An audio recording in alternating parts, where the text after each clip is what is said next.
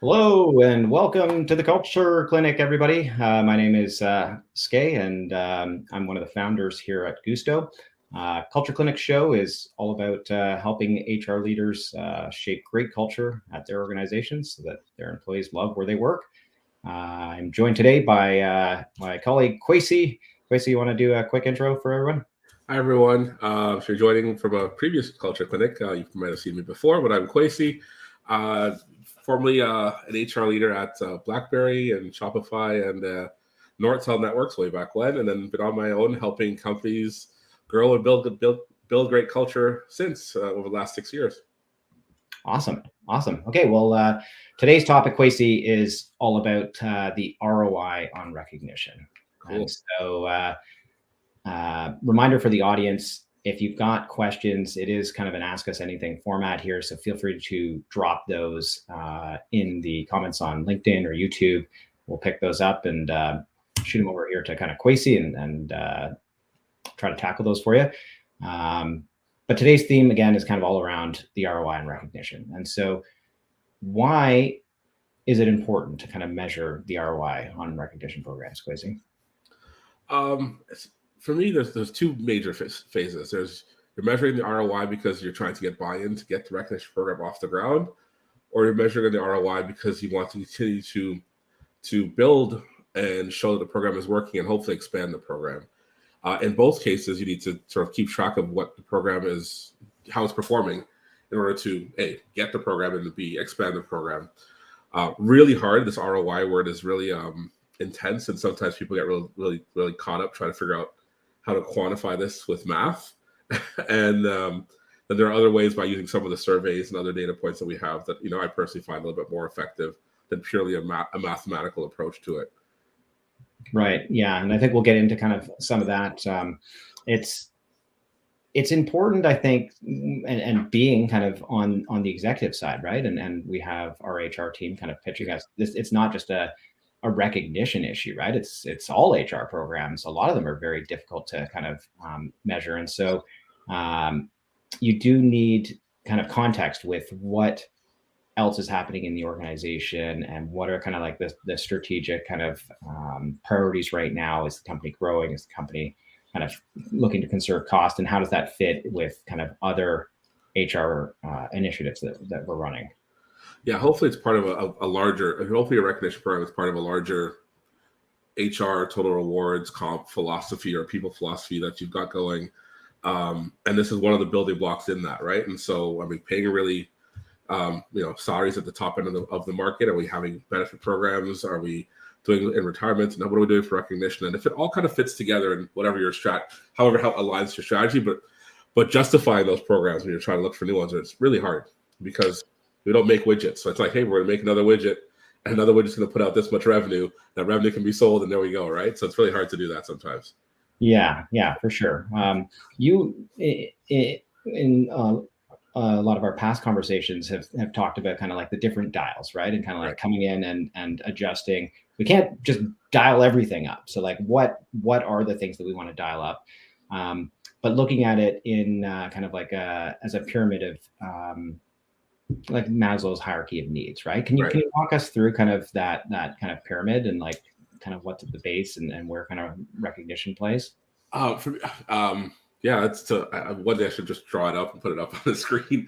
But a lot of us, there are programs that you almost have to have as an employer. You have to have salaries. You typically have to have some sort of benefit type program. You have to have some of those sort of essentials. That to me is like the basics, the bottom level of the needs if you're building this on an HR program perspective. That sort of second level tends to be those programs that maybe not everyone has, but a lot of people, especially in industry, have certain programs. And sometimes you'll see that as, your vacation policies and how healthy or how big those are. And some of the other programs that are a little bit more tailored to your team, but a lot of companies still have them. And so recognition fits in that sort of top layer. This is the programs that speak to people. You take care of their base needs, take care of your sort of industry needs. Now it's like, what are we doing as our company? What's our step? What's our culture? What's our daily look like? And to me, recognition fits in that bucket.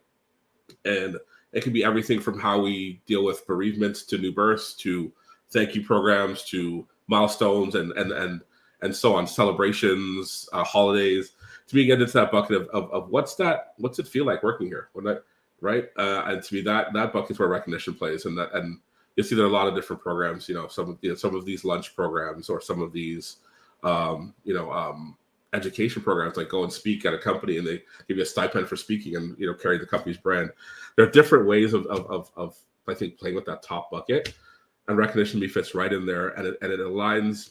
It has, I think, one of the clear ROIs for the programs I've seen. What kind of strikes me about kind of the pyramid there is that it's really difficult to kind of move the needle on the base, right? Yeah. And if we've got kind of an additional 1%, 2%, 3% to kind of play with for the budget this year, putting that all into kind of base salary, base benefits, it's going to be really difficult to kind of like change the culture. But at the top of the pyramid, a small kind of investment in recognition, and this is where we're going to kind of dive into, can really move the needle and can like really be impactful in transforming your culture. Yeah, you're bang on. I think for me, this is where I get myself in trouble for my perspective on this, because for me, changing the salaries by sort of the 2-3% we do as HR leaders every year, that's spread out over the entire year on someone's paycheck. That's also all that other good stuff. It's really hard to see that. And I'm not saying that is not important for people and that money's not helpful for them, but how much of an impact do you take on somebody who's making $100K a year? That's a decent sized salary. Move it 2%, so you've got another 2,000 spread over 52 weeks, right? Mm-hmm. And so it's not saying it doesn't help when it's not important to people, but that $2,000, not if you spend all of it, put into that recognition bucket, etc., that actually shows up as a 1-time or a 5-time or a 7-time lump sum for an activity they did throughout the year, to me has more impact than peanut buttering it over across 52 weeks, right? Yeah, and maybe it's probably a hybrid approach, right? Where of course you can't do. Maybe we've got 5% to play with here, and we're going to exactly 3% adjust salaries and use 2% for kind of some of these additional programs, recognition being one of them, rather than just going 4.5% on salaries and leaving very little to kind of actually shape culture. Yeah, I hope nobody took away that I said, hey, don't do salary adjustments, because I know that's not an option for anybody either. Just making a dramatic example of the impact. Totally. Okay. Well, first question here, or kind of second question. What is the typical? So there's a few components to ROI, like return on investment. So let's tackle the investment piece first. Like, what is a typical investment for a recognition program? Top down, a lot of people you'll see out there have 1%, 2% of your salaries, which you'll hear out there in the world. To me, that's a good way to top down that number. I like also doing a bottoms up number. What's the healthy number that you need to give your managers based on the frequency you want to give your employees, and build that number from the bottom as well. And hopefully those numbers line up with like the 1-2%. But I think you got to do both. I want to give my managers $100 a month, per every 10 employees. I'm picking numbers. I am just using an example. And if you build that number up, you can pretty much see what your budget needs to be as well. So top down, 1-2%, bottoms up, look at the frequency and the dollars that make sense for the work you're recognizing, and build it bottoms up as well. Yeah, awesome. And kind of my big thing on this one, and we do it all the time internally here at Gusto, right? Where it's like, hey, let's not go all in on this program right out of the gate. Like, how can we kind of run a simpler version of this program or with a smaller group, right? Like, Gusto's not a huge company. We've got about 55, 60 people working here now, but with larger organizations, a lot of our clients are kind of 10,000 plus employees. And so they've got the ability to run tests with regions and departments and whatnot. Talk to me about kind of, you've worked at some large companies like BlackBerry and Shopify. How did you kind of run tests with your recognition programs before kind of scaling them up in order to de-risk them? A lot of times we use HR as the guinea pig for a lot of the programs. And if I can get a revenue-facing team like marketing or sales, that's where I've gone in the past, because they tend to also value recognition in the type of work they're doing. So between the HR as usually the easy guinea pig to pick, because it's ourselves, and one of the teams that need it the most and will use it, is where I would start the program, and you're gonna have to measure before and after. And so usually I like to do some surveying before and ask them with a very specific recognition geared question. Especially running a pilot, it's much easier to do that than to ask the whole company to answer a survey right now. And so I would look for some baseline data up front that you can measure at the start and measure at the end. Quite honestly, my experience, usually if you've got a good program going, the actual increase in the metrics and the ROI gets kind of faded away by everyone else wanting the program that everybody else is seeing success in anyway. But to me, to really get for any of these HR programs, recognition and others, the only way to get really good at putting numbers on the board is to survey and put some numbers down on paper and pull some information in. I'm not a big proponent of some of the larger ROI calculators. And I'll explain that why. I know Gusto has one, and I'm not. It's not a good one by any means, but for me, it's hard to justify. And so for me, I like to go with numbers I can justify and back up. And if I can use survey data plus some of the ROI calculators that are out there, plus just some of what the managers and employees need, I probably have a good case and a rounded ROI that I can actually stand behind. Okay, awesome. And I see a question here from Joe, my co-founder. Actually, would you actually ask that specific question? What does it feel like to work here? I would. In an engagement survey. I would. It probably would not make it to like the big annual survey. It might be a pulse, or it might be in another form. But if you're looking at building your culture, and not, why would you not ask what it's like, right? And then make adjustments, and then ask it again. So for me, I would ask the question. And I'm guessing that question specifically might have kind of an open, like a score, as well as kind of like an open text field. Like, tell us what it feels like to work here. The other ones that we often recommend to clients are very specifically on your engagement surveys.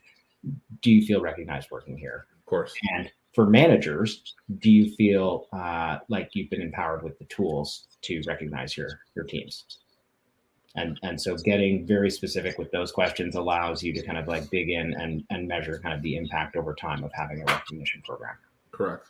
And I really like the second question. Often the one that gets asked all the time is, do you feel recognized?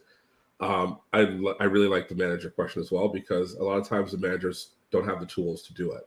Right. So understand what your managers are looking for in terms of their, tools to manage their teams is also really important. So I like the manager question as well. Right, because managers, I was talking to a friend about this actually kind of over the weekend, and how difficult it is for them to kind of do anything because they don't have control over salary. They don't have control over kind of like bonuses. They don't have control over learning and development kind of stipends. They can make requests for conferences for their team or whatnot. Right.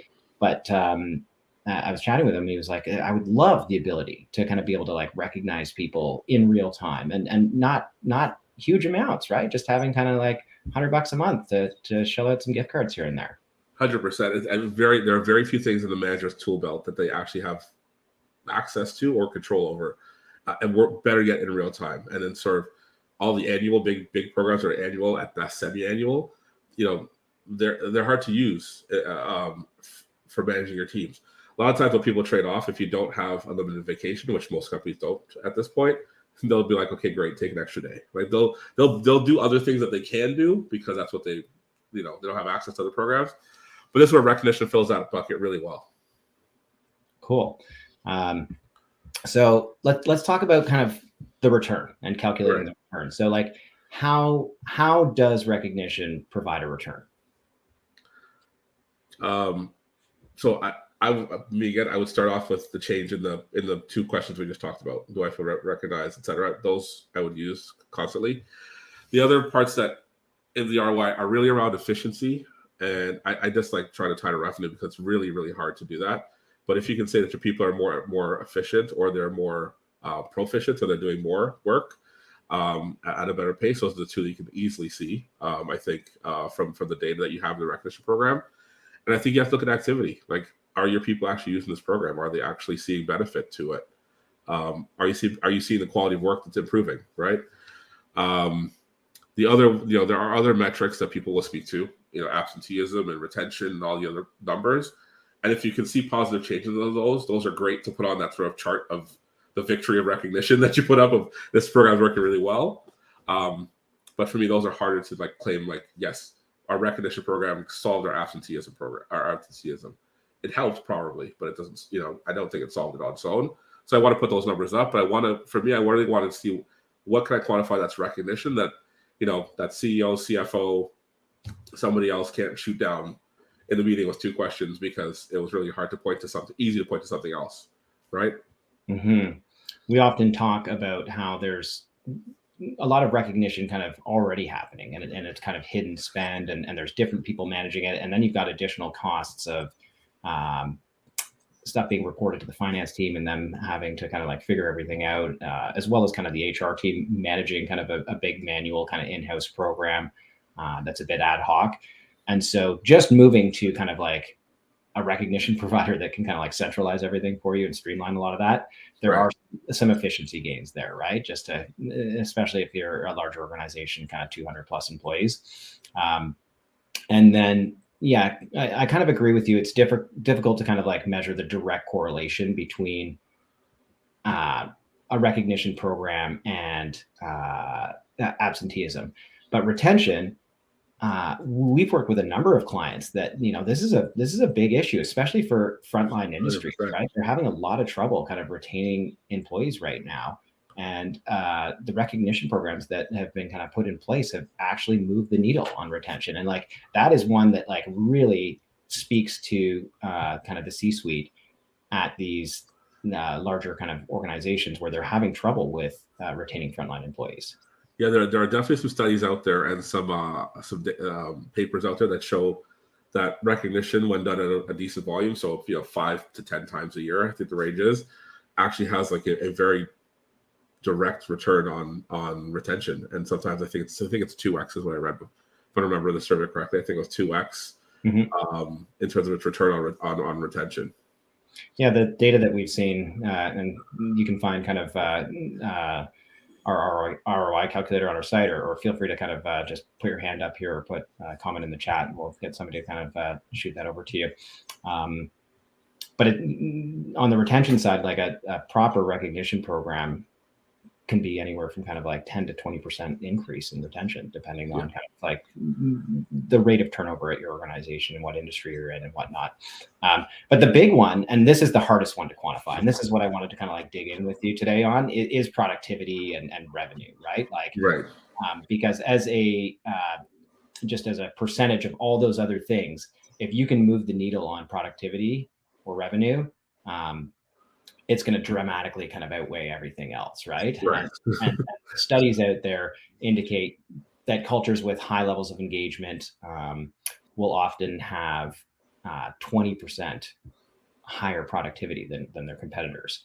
Now, even with a 5% or even a 1% increase in productivity, the ROI on recognition is still massive. But how have you ever tried to kind of like actually measure productivity gains at kind of organizations like BlackBerry and Shopify? I've done the exercise in terms of doing the math myself and with my teams or with my leaders, but I very rarely have taken it into like the leadership team as the pure trying to figure out that number. And I'll tell you why. It's because I've always found you've got to make several assumptions in doing that number, and that's where the trouble gets. It's like, does the team agree with the assumptions you've made? So what I tend to do is I still go through the work of it, but I've tended to do is take up something that reads more like, I'm asking you for 1% of salary, and the surveys out there will talk about 5, 10, 20% return, and I'll tell you, if we get a 1% or 2% return in revenue from that 1% investment, it's a good enough number, right? And so for me, that's kind of where I go. I go with a very conservative. Listen, here's the investment, and here's what I give you back, or I think I give you back at worst. And I try not to go down the rabbit hole of just like, let's talk about the assumptions on the return on the employee and talk about how much time they're going to gain back. Because you get a rabbit hole of numbers, which is hard to defend. So for me, I've done it, so I understand it. But I usually tend to go in with something that's much more simple in terms of what I would take to leaders to talk about. Yeah, and if you're kind of pitching that up front, then you're kind of holding yourself accountable to be able to kind of like measure it. And if you're not already measuring it, it's going to be very difficult and especially in kind of industries that are a little abstract around productivity. It's not like we're just a big manufacturing facility and we are pushing out 20% more cars, right? Like Right. it's a little bit kind of more abstract around kind of innovation and just kind of like the knowledge worker, right? Or retail is a big client of ours, or healthcare, right? Like, Right. so the other areas though, and I kind of agree with you, right? Like it's a good thought exercise to kind of like look at like what the studies indicate and what, stock market kind of like companies that have high levels of recognition and how they perform in the stock market. Like everything points to like, yes, this makes a lot of sense. But when you actually get into the weeds, it's a little bit kind of more difficult to measure. The other ones too that have been really powerful internally for us, and just kind of creating this culture of recognition. It wasn't always the case here at Gusto, right? Like we've told this story of kind of how we got started. And we weren't a recognition platform to begin with. It was just a mobile gifting app to buy your friend a beer. And, we weren't bad bosses or anything, but we had an employee leave a 1-star Glassdoor review, and it completely just kind of like flipped the switch for us. Like, oh, if we're going to help companies build great culture, we got to do that kind of first here at Gusto. But when we did that, like everything just like changed and things totally took off, and we've kind of 10x revenue since then. That was kind of 4 years ago or so. But one of the big things is employer branding and recruiting. And it's so difficult to measure, but the level of kind of talent that we've been able to kind of attract to Gusto has just been mind blowing because of the culture that we have here. And it's not kind of like a big marketing exercise where we, put up a bunch of fancy career pages. We have employees here that really love working here and talk about it on LinkedIn and Glassdoor and whatnot. And so that has helped to really accelerate the company's growth. And it's just so difficult to kind of like measure that. Yeah, it's funny. I was thinking in my head, we should do a case study on Gusto. I'm gonna see the headline, put in recognition, 10x the revenue, right? But you're 100% right. I think for me, this is recognition is a program. Once you start running it and you've got some of the surveys happening, the returns it'll be really, I think, easy in some ways to justify the program and expanding it, right? The hard part's getting the initial funding. And so making that case, the initial case, a lot of time it's born out of necessity. A survey said that we're doing poorly on something that the employees aren't happy about. That's usually what kicks off recognition. Is there's some knee jerk to something that's happened, right?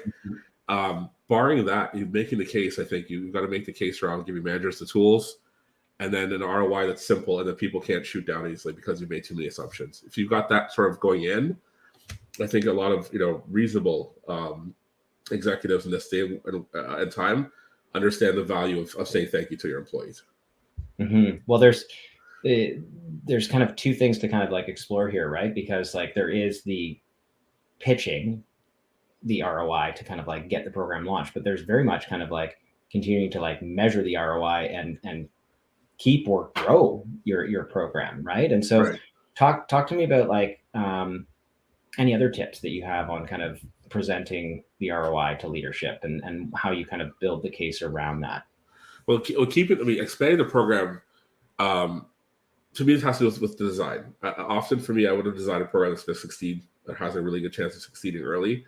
Often I see these programs, or I come into companies that ask me to look at their program, and they've got a very large, like every manager in every country has to use the program and has a very small budget, and it's the activity level, the activity levels at 3%, 5%, 10%. And I was like, you've built a monster that you don't have the budget to then actually do. If you're going to build a recognition program that's huge, you've got to have the budget to actually get adoption going and to remind people to use it and to do regular communications and sometimes some gaming. And a lot of times we don't have that budget to actually make it succeed. So for me, in the design of the program, that you can actually succeed at, make sure you've got somebody to actually encourage the use of the program and do continuous training and reminding and gaming and whatever else you have to do to get the program up and activity. But once you've got high participation in the program, participation will really drive expansion, right? That to me is the ROI number that you use after you've launched a program is participation. You're going to have a lot of stories because by nature, recognition has all the stories of success. Mm-hmm. And then you continue to do your surveys, and so it becomes less an activity about proving out productivity or proving out revenue. Now it's really proving out the impact of people using it, and once people use it, it's much easier to expand the program. Yeah, and it's really hard to kind of take things away from people, right? Like if they're using it and they're loving it, and go in and kind of rip it out, well, now you've got kind of a whole world of product. Like there's a I don't know what the right word here is, but it's like the opposite of a return on investment. The cost of inaction, or the cost of taking it away. Yeah, the cost of taking it away. Yeah, and for me, I mean, there are things as the program administrator you can do, which sound like extra work. Every company has those leaders, and that's not have to be C-suite. It could be just those visible leaders that if they're involved and they're doing something, other people pick up on doing it. Like, great, how do I help that person use this recognition? How do I help them fall in love with recognition? If that means helping them along, going and checking on them, helping them get through the tool every, twice a month because they can't remember how to do the steps, whatever it is, I want them on board, right? Because if you're going to launch a program, the proof is in people using it, right? The cost of inaction for a lot of these programs is way higher than the actual, that's easier to sometimes talk through. If we don't do this, what happens, right? Yeah, but it's an interesting kind of point you make there, right? Because if you do kind of go all in out of the gate and launch this big program, and if for some reason certain things aren't succeeding or whatnot, and you have to kind of like pull things back, like it's just like, it not only has it failed, but now it's causing a problem for the people that actually were using it. And so like you're so much better to do kind of a crawl, walk, run approach where let's launch kind of things in phases and let's kind of prove results and grow things over time rather than just kind of going all in out of the gate. I'm if anyone asks me, that's the program for me. Designing a program that's crawl, walk, run. Let's get this up and running. Let's get people using it and loving it, and make the rest of the organization ask for it. Hey, why did they have this? I don't have this. I need this. Yeah. Right? The sales team is doing something right. What are they doing? Right. Or whatever team it was. I just picked up as an example, right? That's the right way to build this program, especially because I think there's the cost of actually getting adoption running. That's what I think for most people, once you launch the program, the hardest part is adoption, right?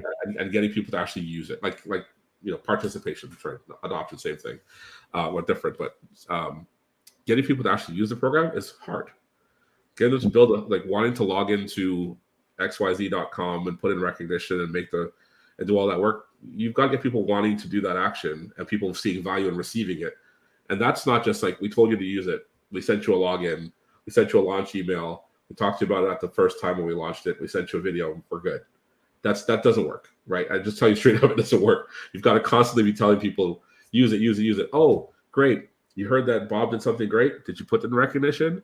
Like, you've got to be constantly building this participation monster. I know this is on ROI, but for me, this is it's hard to do ROI without this. To me, is where it comes from, because getting down into the sort of our revenue went up by 5%. I want to, half the time for me personally, because my brain is kind of looks at negative first. I want to say bullshit. Tell me, it wasn't something else. We didn't add another feature. We didn't unlock. We didn't change our pricing. The marketing team didn't get an extra 20% in their budget. What else happened, right? But you tell me they're using the program and the adoption's high and people are actually using it. Cool. There's your ROI. I can prove that all day long. The other thing that we didn't really touch on here, but we'll often kind of see this with our team and kind of advise clients on this, but it's kind of in context. We talked a little bit at the start about this, but if you come in just asking or telling a story about kind of the ROI on this recognition program in a silo without kind of providing context of what other programs you've got running, or what other programs, maybe you've saved some money on your benefits program, or maybe you've saved some money somewhere else. And it's then easier to kind of pitch the C-suite team on kind of just reallocating that budget into kind of recognition to kind of get things off the ground there. Yeah. I think I mentioned earlier, there's usually some other kicker that's generally the reason for our recognition program. And so for me, going in with that sort of like rounded context, this is what else we're doing. This is what else we've done. This is what this is going to help you build a part of, a strategy, savings, addition to our benefit. Right? We saved in benefits this year. We want to put that money back in the employees. That to me, if I was, taking in that discussion, it would to a leadership team about a recognition program, it would have to be rounded. I don't think I could walk in to say on the merits of recognition, I would just want 2% and have no and just on something that's going to be very hard to quantify in terms of the ROI. And so for me, I would build a pretty solid case of all the reasons that need to take it in, and I would also have some numbers to back it up. Okay, great. Yeah. So let's jump then kind of to some takeaways here. So, what do you want the audience walking away with? Kind of like one or two things they're thinking about, kind of how to measure ROI, how to present ROI to their leadership teams. Like, what do they need? Only taking ROI or data you can explain and defend, like you're comfortable with, number one. And the second is, I would lead with the impact of recognition, the participation, the engagement, the tools for manager, all those other aspects that are very important to leaders, rather than leading off with, I need 1% to give you 10% return in profitability. I think that's a losing strategy because it's very hard to defend that, right? Yeah, I like that. And mine here, kind of thinking back to your triangle that you talked about, it's really difficult to kind of move the needle on your culture by taking kind of your full budget and allocating it to kind of foundational base programs. And so some of that needs to be allocated to kind of recognition, along with some of the other kind of culture programs that line up with what your culture is all about, and really allow you to kind of create kind of a unique culture and something that other companies don't have, right? And create a bit of a competitive advantage there. My other one, and it just kind of keeps coming up all the time, but it's so much better to start small, get some tests out there, figure out kind of what works for your employees before rolling out kind of a company-wide peer-to-peer program. And with that, you're going to be able to kind of like generate some results, go back to your leadership team, get some more budget allocated, and not kind of do kind of a one and done, kind of launch a big thing, fail, it goes away. Yeah. And I think for me, you said it at the end there, it's launch a big program and risk failing in a very meaningful way. I tell you, recognition is one of those things there's a lot of control. You can't force people to recognize. They have to actually do it. And so you need to spend the time helping them do it and training them to do it. And so, do something you can accomplish. Start with the team, start with the region, start with the department, start with something. Start with just a certain group of managers, and then keep building it. Awesome. Well, Kwesi, great to catch up. Again, I saw Kevin here from our team posted the ROI calculator that is on our site. So if that's helpful for you, check that out.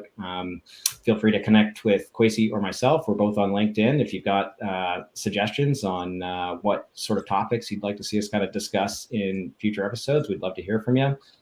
Shoot me a DM there. And next week, we've got our colleagues, Julia and Shelly, and they're going to be discussing strategies to boost participation for your peer-to-peer programs. So tune into that next week, Tuesdays at 11 a.m. Pacific time. Culture Clinic. We're out. Thanks, Grace. Thank you, everyone.